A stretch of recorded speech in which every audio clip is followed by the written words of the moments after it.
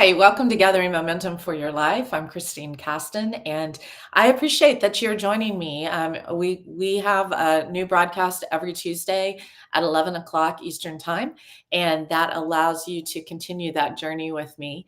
We're in a series of conversations that have to do with relationship. They have to do with sometimes it's team building, sometimes it's better understanding how people are wired so that we don't create offenses among us. And today's topic actually is something that, depending on how you're wired, can create an offense in you if you're wired one way or the other. And and also, I think it's something where we have a disconnect because.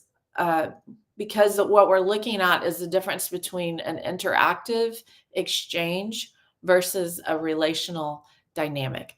And what happens is we have people who are very interactive and consider that to be relational. They consider that they are relational people, when in fact there's a little bit of a difference between someone who's really driven, if you will, or wired. And I don't mean driven in a bad way, but wired to be relationally connected.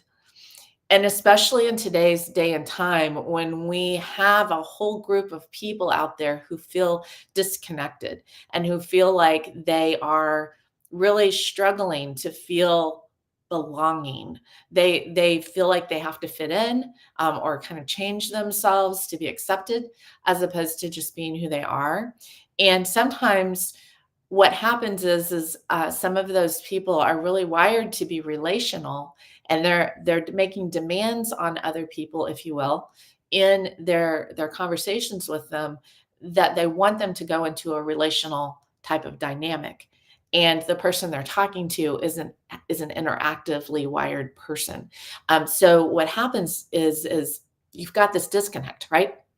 You've got this place where expectations are not being met, and people walk away frustrated or offended because the other person hasn't met their needs, or has maybe they feel that they've been discounted or dismissed, and that's not really the case. At the same time, that can happen depending on how people are wired. But so let's look at interactive. Interactive has to do with the idea of having an effect on another person or on each other. That there's an idea of influencing each other in a direction, a two-way system, maybe of communication. So, for example, one person asks a question and the other one answers it. The interactive person would say, we've been relational. The relational person would say, well, you just answered my question, but you haven't asked me any questions back. And so you don't know me. You haven't been trying to get to know me. You've only been sharing your side of the story, if you will. And so there's not an exchange, or there's not an interchange, and there's not a drawing out of each other. So in a relational type of framework, a person who is relational, it has an expectation, right or wrong, but they have an expectation that the goal is about building a relationship and valuing the other person, and actually drawing something out of someone and seeing what they draw out of you. And what happens in that is, when you're in a conversation with two relational people, there tends to be an incredible dynamic of celebrating what God is doing in the lives of both. And there's an interchange that happens through the conversation where questions are asked and all of those kinds of things. But there's a deeper purpose of connecting heart to heart and actually building something together that creates a relationship, friendship, running mates, different kinds of words for it, but something beyond just a moment in time where information is expressed or shared. And what happens in this place is, obviously you can't be everyone's best friend. That's just not realistic.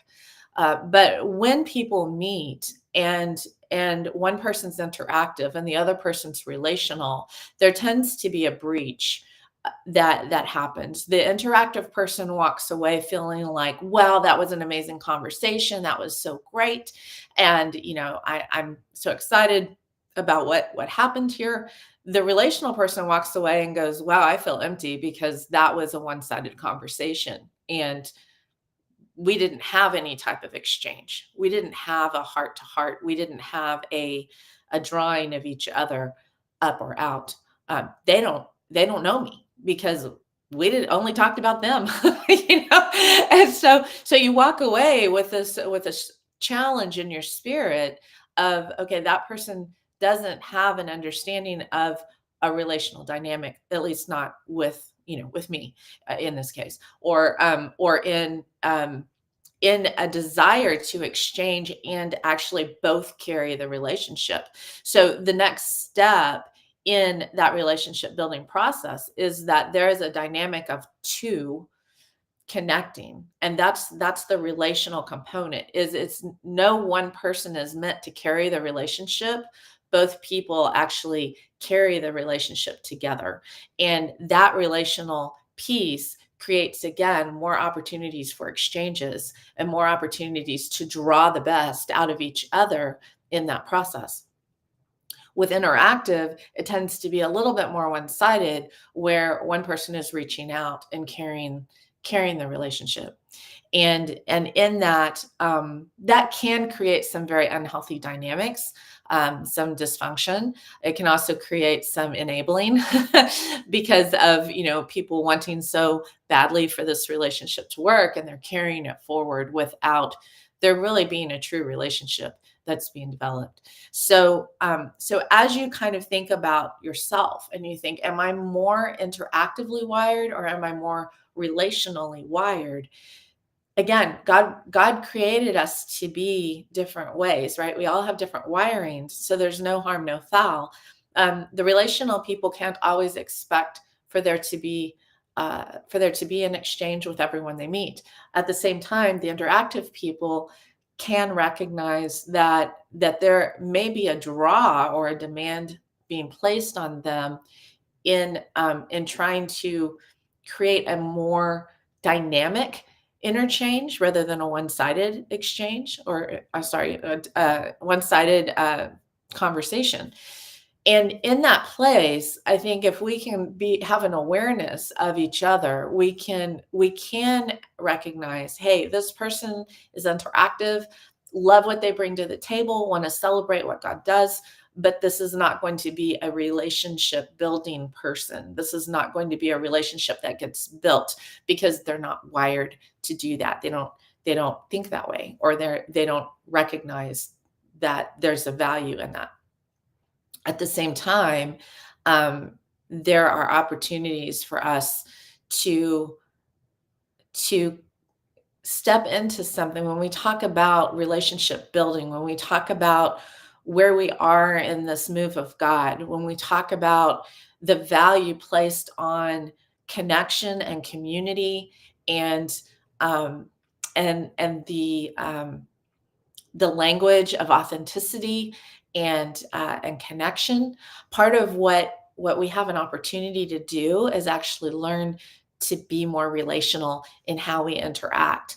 I have a very good friend who does not feel like God wired him to be relational, but he was able to step into a place where God helped him understand that people are the goal, and that allowed him to be more relational in how he interacted with people. Um, there's also a grace that's given by people who are relational to to people who aren't, and to understand that person's interactive, and it's not fair for me to make a demand on them that they themselves don't really understand or have a grid for. It's not a revelation they have yet had, like my friend, to see people in the way that they're actually able to draw things out of them instead of just sharing what they have. We love what God is doing in so many different people, and it's so exciting to hear the God stories that everyone carries, the things that God has opened up before them, the things that God is giving to them, the understanding that they have. But if we choose not to be relational in those conversations that we have, we might actually miss something that God has for us in that other person. I really have a strong sense of meetings are a lot of times divine appointments. They're divine opportunities for us to see something different than what we see, and in a conversation to go to deeper places. Now, obviously we can't always have 30 minutes to talk, but let's say you do, or even 20 minutes or even 10 minutes. There's a lot that can be exchanged in that time where we pull out things in each other, and it's not just about it's not something that is more of an assignment where you're just sharing information with somebody. Hope that helps you. Here's the 5 best things about helping you in your life. Here you go. And so, although that's valuable at times and that's needed at times, there are opportunities for us to grow in what it is to be relational, to have relationship, to build relationship, to exchange in conversations, and to look for the treasure that God has in that moment. Well, what is that? What is the opportunity to pull something out of somebody and to also see what they pull out of you? I can tell you that in the conversations that I have with people, um, I'm not a one trick pony, right? So I'm not only one thing. I don't only have one gift. I have multiple gifts, and in my conversations with people, I'm always fascinated to see what they pull out of me.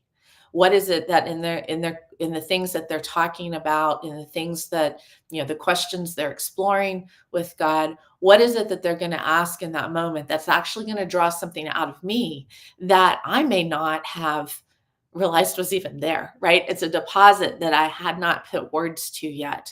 And only because they asked that question was that able to be articulated, or was I even able to recognize this nugget, this jewel, this gold that God had placed in my life. At the same time, by asking questions of another person, there's an opportunity to see those nuggets come out of them.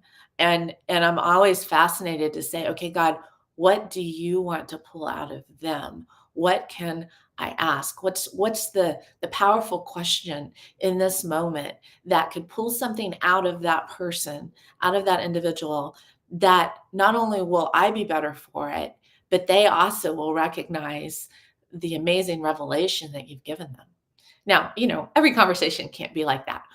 But in entering into conversations like that, and when people are willing to explore that, there's something really powerful that happens in that place.